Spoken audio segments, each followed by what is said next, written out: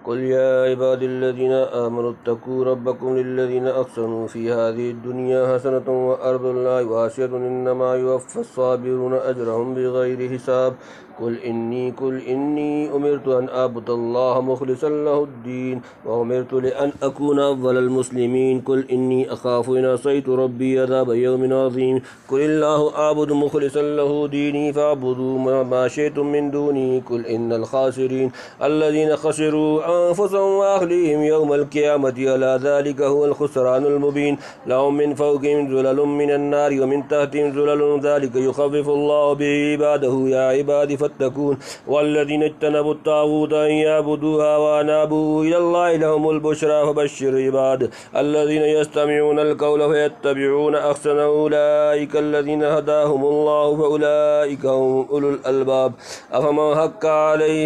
حق عليه كلمة العذاب فأنت تنقذ من في النار لكن الذين اتقوا ربهم لهم غرف من فوقها غرف مبنية تجري من تحتها الأنهار وعد الله لا يخلف الله الميعاد ألم تر أن الله أنزل من السماء ماء فسلكه ينابيع في الأرض ثم يخرج به زرعا مختلفا ألوانه ثم يهيج فتراه مصفرا ثم يجعله ختاما إن في ذلك لذكرى لأولي الألباب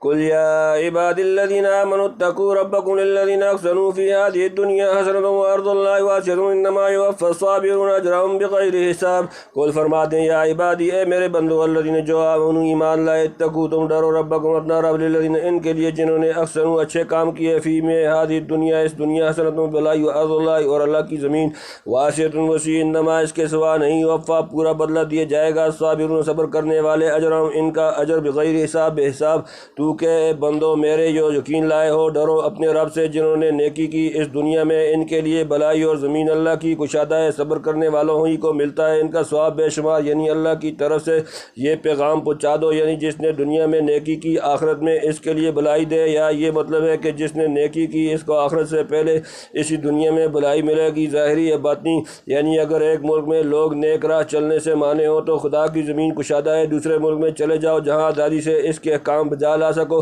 بلا شبہ اس طرح ترک وطن کرنے میں بہت مصائب برداشت کرنا پڑیں گے اور طرح طرح کے خلاف عادت و طبیعت امور پر صبر کرنا پڑے گا لیکن یاد رہے کہ بے شمار ثواب بھی ملے گا تو صرف صبر کرنے والوں ہی کو ملے گا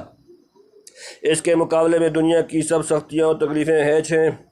قل انی امرت ان اعبد اللہ مخلصا لہ الدین قل فرما دیں انی امرت بے شک مجھے حکم دیا گیا ان کے اعبد اللہ میں اللہ کی عبادت کروں مخلصا خالص کر کے لہو اسی کے لیے الدین عبادت تو کہ مجھ کو حکم ہے کہ بندگی کروں اللہ کی خالص کر اس کے لیے بندگی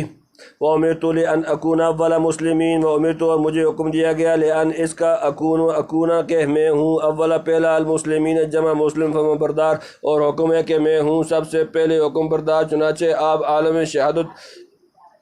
میں اس امت کے لحاظ سے اور عالم غیب میں تمام اولین و آخرین کے اعتبار سے اللہ کے سب سے پہلے حکم بردار بندے ہیں صلی اللہ علیہ وآلہ وسلم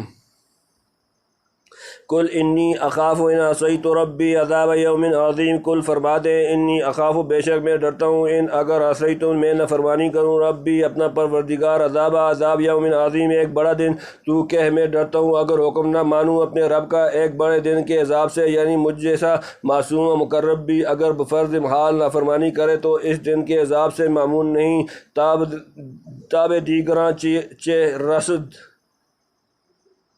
قل اللہ اعبد مخلصا لہ دینی قل فرما دیں اللہ اعبد میں اللہ کی عبادت کرتا ہوں مخلصا خالص کر کے لہو اسی کے لیے دینی اپنی عبادت تو کہ میں تو اللہ کو پوچھتا ہوں خالص کر اپنی بندگی اس کے واسطے فاعبدوا ما شئتم من دونی قل ان الخاسرین الذین خسروا انفسهم واہلیہم یوم القیامۃ الا ذلک هو الخسران المبین فاعبدوا پس تم پرستش کرو ما شئتم جس کی تم چاہو من دونی اس کے سوائے قل فرما دیں ان بے شک الخاسرین گھاٹا پانے والے الذین وہ جنہوں نے خسروا گھاٹے میں ڈالا انفسهم اپنے آپ کو واہلیہم اور اپنے گھر والے یوم القیامت روز قیامت الا خوب یاد رکھو ذالک یہ ہوا وہ الخسران گھاٹا المبین صریح اب تم پوجو جس کو چاہو اس کے سوا تو کہ بڑے ہارنے والے ہو وہ جو ہار بیٹھے اپنی جان کو اور اپنے گھر والوں کو قیامت کے دن سنتا ہے یہی ہے صریح ٹوٹا یعنی میں تو خدا کے حکم کے موافق نہایت اخلاص سے اسی اکیلے کی بندگی کرتا ہوں، تم کو اختیار ہے جس کی چاہو پوجا کرتے پھرو۔ ہاں اتنا سوچ لینا کہ انجام کیا ہوگا آگے اسے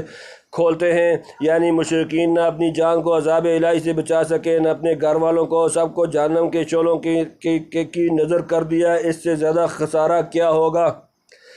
لهم من فوقهم ظلل من النار ومن تحتهم ظلل ذلك يخوف الله به عباده یا عبادی فاتقون۔ لهم ان کے لیے من فوقهم ان کے اوپر سے ظلل صاحبان من النار آگ کے، ومن تحتهم اور ان کے نیچے سے ظلل صاحبان چادریں، ذالک یہ يخوف اللہ ڈراتا ہے اللہ بھی اس سے عبادہ اپنے بندوں، یا عبادی اے میرے بندوں فاتقونی پس مجھ سے ڈرو۔ ان کے واسطے اوپر سے بادل ہیں آگ کے اور نیچے سے بادل، اس چیز سے ڈراتا ہے اللہ اپنے بندوں کو، اے بندوں میرے تو مجھ سے ڈرو۔ یعنی ہر طرف سے آگ محیط ہوگی جیسا گھٹا چھا جاتی ہے، یعنی سمجھ لو یہ چیز ڈرنے کے قابل ہے یا نہیں، اگر ہے تو اللہ کے غضب سے ہمیشہ ڈرتے رہنا چاہیے۔ والذین اجتنبوا الطاغوت ان یعبدوها وانابوا الی اللہ لهم البشری فبشر عباد۔ والذین جو لوگ اجتنبوا بچتے رہے الطاغوت سرکش شیطان ان کے، یعبدوها اس کی پرستش کریں، وانابوا اور انہوں نے رجوع کیا الی اللہ اللہ کی طرف، لهم ان کے لیے البشری خوشخبری، فبشروا سو خوشخبری دیں عبادی میرے بندوں، اور جو لوگ بچے شیطانوں سے کہ ان کو پوجیں اور رجوع ہوئے اللہ کی طرف، ان کے لیے خوشخبری سو تم خوشی سنا دے میرے بندوں کو، یعنی جنہوں نے شیطانوں کا کہا نہ مانا اور سب شرکا سے منہ موڑ کر اللہ کی طرف رجوع ہوئے، ان کے لیے ہے بڑی بھاری خوشخبری۔ الذین یستمعون القول فیتبعون احسنہ اولئک الذین ہداہم اللہ واولئک ہم اولو الالباب۔ الذین وہ جو یستمعون سنتے ہیں القول بات، فیتبعون پھر پیروی کرتے ہیں احسنہ اس کی اچھی باتیں، اولئک وہی لوگ الذین وہ جنہیں ہداہم اللہ انہیں ہدایت دی اللہ نے، واولئک اور یہی لوگ ہم وہ اولو الالباب عقل والے جو سنتے ہیں بات پھر چلتے ہیں اس پر جو اس میں نیک ہے، وہی ہیں جن کو راستہ دیا اللہ نے اور وہی ہیں عقل والے۔ یعنی سب طرح کی باتیں سنتے ہیں پر ان میں جو بات اچھی ہو اس پر چلتے ہیں، یا یہ مطلب ہے کہ خدا کی بات سنتے ہیں اور اس میں جو ہدایات اعلیٰ سے اعلیٰ ہوں ان پر عمل کرتے ہیں۔ مثلاً ایک چیز رخصت و اباحت کی سنی، دوسری عزیمت کی تو عزیمت کی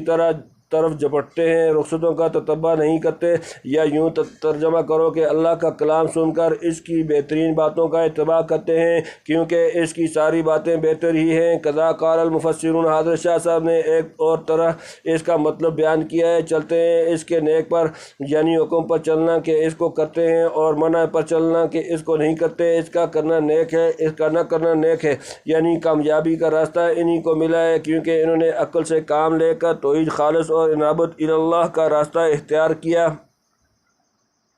افمن حق علیہ کلمۃ العذاب افانت تنقذ من فی النار۔ افمن کیا جو جس حق کا ثابت ہو گیا علیہ اس پر کلمۃ حکم وعید العذاب عذاب، افانت کیا پس تم تنقذ بچا لو گے من جو فی النار آگ میں، بھلا جس پر ٹھیک ہو چکا عذاب کا حکم بھلا تو خلاص کر سکے گا اس کو جو آگ میں پڑ چکا، یعنی جن پر ان کی ضد و اناد اور بدمالیوں کی بدولت عذاب کا حکم ثابت ہو چکا، کیا وہ کامیابی کا راستہ پا سکتے ہیں؟ بھلا ایسے بدبختوں کو جو شقاوت ازلی کے سبب آگ میں گر چکے ہیں ہوں کون آدمی راہ پر لا سکتا ہے، کون آگ سے نکال سکتا ہے؟ لیکن الذین اتقوا ربهم لهم غرف من فوقها غرف مبنیۃ تجری من تحتها الانہار وعد اللہ لا یخلف اللہ المیعاد۔ لیکن الذین اتقوا جو لوگ ڈرے ربهم اپنا رب لهم ان کے لیے غرف بالاخانے من فوقها ان کے اوپر سے غرف بالاخانے مبنیۃ بنے ہوئے تجری جاری ہیں من تحتها ان کے نیچے الانہار نہریں وعد اللہ اللہ کا وعدہ لا یخلف خلاف نہیں کرتا اللہ المیعاد وعدہ۔ لیکن جو ڈرتے ہیں اپنے رب سے ان کے واسطے ہیں جو روکے ان کے اوپر اور جو روکے چنے ہوئے اور ان کے نیچے بہتی ہیں ندیاں، وعدہ ہو چکا اللہ کا، اللہ نہیں خلاف کرتا اپنا وعدہ۔ یہ جنت کے درجات کی طرف اشارہ ہوا، یہ کہ وہ سب تیار ہیں، نہ یہ کہ قیامت کے روز تیار کیے جائیں گے۔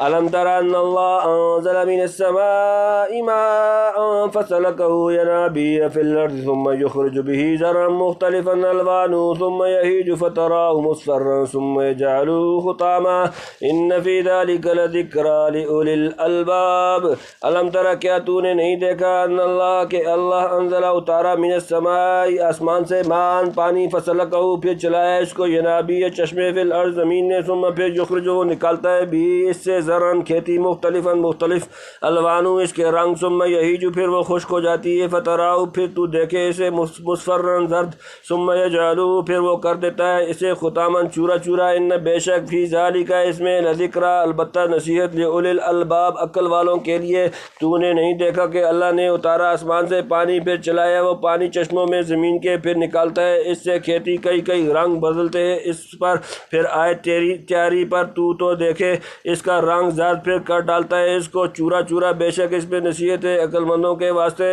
یعنی بارش کا پانی پہاڑوں اور زمین کے مسام میں جذب ہو کر چشموں کی صورت میں پھوٹ نکلتا ہے باقی اگر چشموں کے حدوث کا کوئی اور سبب بھی ہو اس کی نفی آیت سے نہیں ہوتی یا مختلف قسم کی کھیتیاں مثلاً گیہوں چاول وغیرہ یعنی عقل مند آدمی کھیتی کا حال دیکھ کر نصیحت حاصل کرتا ہے کہ جس طرح اس کی رونق اور سبزی چند روزہ تھی پھر چورا چورا کیا گیا یہی حال دنیا کی چہل پہل کا ہوگا چاہیے کہ آدمی اس کی عارضی بہار پر مفتون ہو کر انجام سے غافل نہ ہو جائے جیسے کھیتی مختلف اجزاء سے مرکب ہے مثلاً اس میں دانہ ہے جو آدمیوں کی غذا بنتا ہے اور بھوسا بھی ہے جو جانوروں کا چارہ بنتا ہے اور ہر ایک جز سے متنفع ہونا بدون اس کے ممکن نہیں کہ دوسرے اجزاء سے اس کو الگ کریں اور اپنے ٹھکانے پر پہنچائیں اسی طرح دنیا کو سمجھ لو کہ اس میں نیکی بدی راحت تکلیف وغیرہ سب ملی جلی ہے ایک وقت آئے گا کہ یہ کھیتی کٹے اور خوب چورا چورا کر کی جائے پھر اس میں سے ہر ایک جز کو اس کے مناسب ٹھکانے پر پہنچا دیا جائے نیکی اور راحت اپنی مرکز و مستقر پر پہنچ جائے اور بدی یا تکلیف اپنے خزانے میں جا ملے غرض کھیتی کے مختلف احوال دیکھ کر عقل مند لوگ بہت مفید سبق حاصل کر سکتے ہیں نیز مضمون آیت میں ادھر بھی اشارہ ہو گیا کہ جس خدا نے آسمانی بارش سے زمین میں چشمے جاری کر دیے وہی جنت کے محلات میں نہایت قرینہ کے ساتھ نہروں کا سلسلہ جاری کر دے گا